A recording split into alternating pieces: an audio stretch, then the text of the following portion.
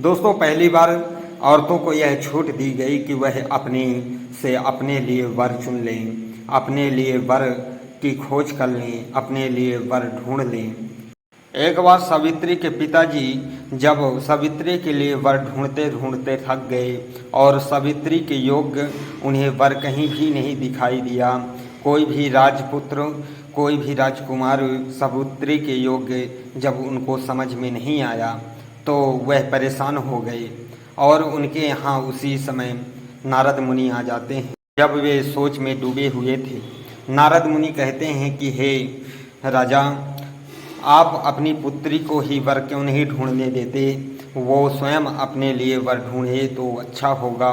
वे अपने लिए अपने योग्य वर ढूंढ लेंगी और उसमें आपको भी कोई आपत्ति न होगी और ना ही किसी को होगी, क्योंकि पुत्री अपने लिए स्वयं के लिए वर जब ढूंढेगी तो किसी को कैसे आपत्ति हो सकती है।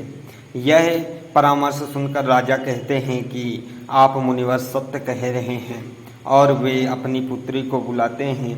पुत्री सावित्री जब आती हैं तो सावित्री से कहते हैं, पुत्री, मैं तुम्हारे लिए वर ढूंढते ढूंढते थक गया, परंतु मुझे तुम्हारे योग्य वर नहीं मिला और मैं चाहता हूँ कि तुम अपने योग्य वर ढूंढ लाओ और जिससे भी कहोगी, जिसे ढूंढ कर बताओगी, मैं उसी के साथ तुम्हारा विवाह कर दूंगा। यह सुनकर सावित्री शर्मा जाती हैं, क्योंकि यह पहली बार संसार में हुआ था कि पुत्री को ही अपने लिए पति चुनने का अधिकार मिला हो और उसके बाद भी आज भी तो कोई नहीं देता अपनी पुत्री को उसके योग्य पति चुनने का अधिकार। परंतु राजा ने पहली बार सावित्री के पिताजी ने पहली बार दिया था सावित्री को यह अधिकार कि तुम अपने योग्य अपने लिए पति ढूंढ कर लाओ। सावित्री सखियों के साथ जाती हैं वनों में और पहले तो वो जाती हैं राजघरानों और गांवों शहरों में, परंतु उन्हें अपने योग्य वर जब नहीं दिखाई देता तो वे सखियों के परामर्श से वनों में चली जाती हैं। वनों में जाती हैं तो एक बार सत्यवान, जो कि अंधे माता पिता का पुत्र था, वह लकड़ी काट रहा था। उसे लकड़ी काटते हुए देखकर सावित्री उस पर मोहित हो जाती हैं और उसके सौम्य भाव और सुंदर स्वरूप को देखकर सावित्री का मन उन पर आसक्त हो जाता है और चाहती हैं कि मैं इसी के साथ, चूँकि ये मेहनती है, सौम्य भाव है, राजकुमार जैसे दिखने वाला सुंदर भी है, मैं इसी के साथ विवाह कर लूं। और वे अपना प्रस्ताव उस युवक के पास रख देती हैं। सत्यवान यह सुनकर सावित्री से कहता है, हे देवी, मैं अपने माता पिता के आज्ञा के बिना आपके साथ विवाह नहीं कर सकता। और वह अपने माता पिता, अंधे माता पिता के पास ले जाकर सावित्री को मिलवाता है।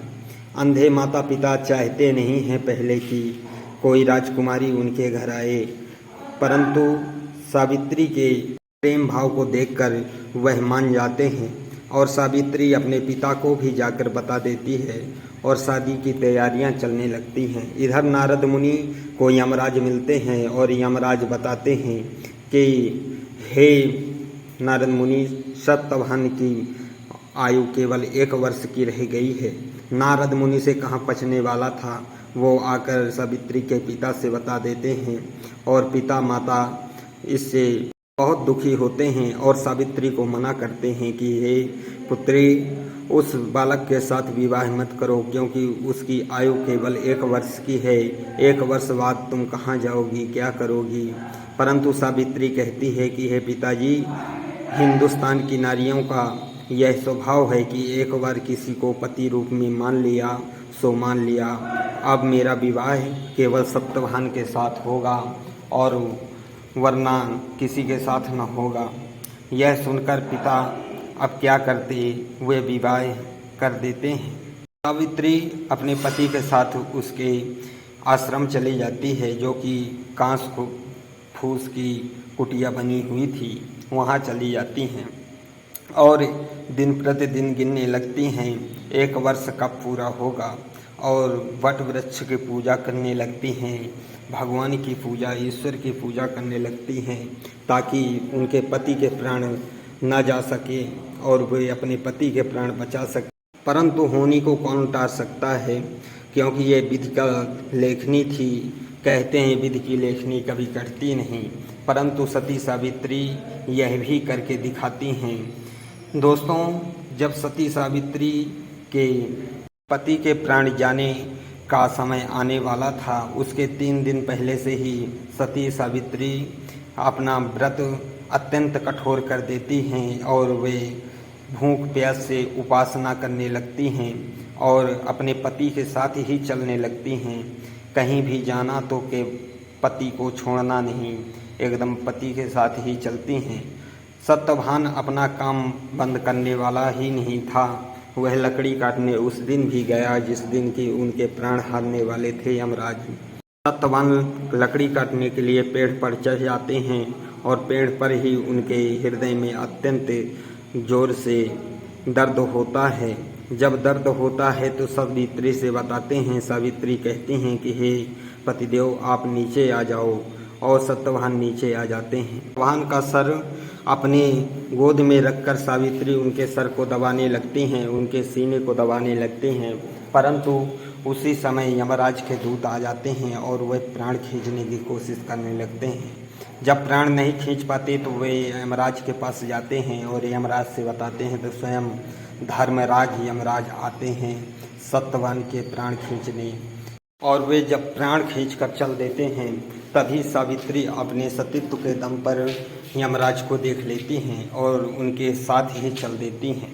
उनके साथ चलते चलते रास्ते में यमराज जब पीछे मुड़कर देखते हैं तो सावित्री उनके पीछे ही थी और वे उन्हें रोककर सावित्री से कहते हैं, हे देवी, तुम मेरे पीछे क्यों आ रही हो? तब सावित्री कहती हैं कि तुम मेरे पतिदेव को लेकर जा रहे हो, मेरे प्राणनाथ को लेकर जा रहे हो, इसलिए मैं तुम्हारे साथ चलूँगी, मुझे भी ले चलो धर्मराज। परंतु यमराज मना कर देते हैं, कहते हैं तुम्हारी आयु अभी नहीं है, आयु पूरी नहीं हुई, इसलिए तुम यहीं रहो और मैं अपना धर्म पूरा कर रहा हूँ। सती सावित्री फिर भी नहीं मानती और उनके पीछे चलती ही जाती हैं। और यह देखकर यमराज सावित्री से कहते हैं, हे देवी, तुम मुझसे कोई वरदान मांग लो, परंतु तुम मेरा पीछा छोड़ दो और तुम वापस चली जाओ। तब सावित्री कहते हैं, हे धर्मराज, अगर आप मुझे देना ही चाहते हैं तो मेरे सास ससुर की आंखें वापस कर दीजिए। तथास्तु कहकर धर्मराज फिर चल देते हैं। परंतु सती सावित्री कहाँ वापस जाने वाली थी। सती सावित्री उनके पीछे ही जा रही थी।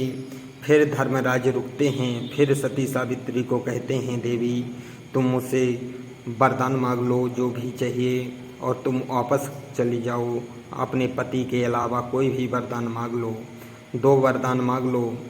तब सती सावित्री कहती हैं, हे धर्मराज, अगर देना ही चाहते हैं तो एक वरदान मेरे सास ससुर का राजपाट वापस आ जाए, यह दे दीजिए, और दूसरा मैं 100 पुत्रों की माता बन जाऊं, यह वरदान मुझे दे दीजिए और मैं वापस चली जाऊंगी। यह सुनकर धर्मराज तुरंत तथास्तु कहकर फिर चल देते हैं और माता सती सावित्री उनके पीछे ही चल देती हैं। यह देखकर धर्मराज कहते हैं, हे देवी, तुम वापस नहीं गई, जबकि तुमने वचन दिया है कि 2 वरदान देने के बाद तुम वापस चली जाओगी। तब सती सावित्री कहती हैं, हे नाथ, आपने देकर भी मुझे कुछ नहीं दिया। तब धर्मराज कहते हैं, हे देवी, मैंने क्या नहीं दिया तुम्हें? तब सती सावित्री कहती हैं, आपने मुझे 100 पुत्रों का होने का वरदान दिया है, परंतु बिना पति के मैं कैसे 100 पुत्रों की माता बन सकती हूँ। सावित्री की यह बात सुनकर धर्मराज मुस्कुराते हैं और कहते हैं, हे देवी, पहली बार संसार में ऐसा हुआ है कि मुझे प्राण वापस करना पड़ रहा है। हे देवी, तुम धन्य हो।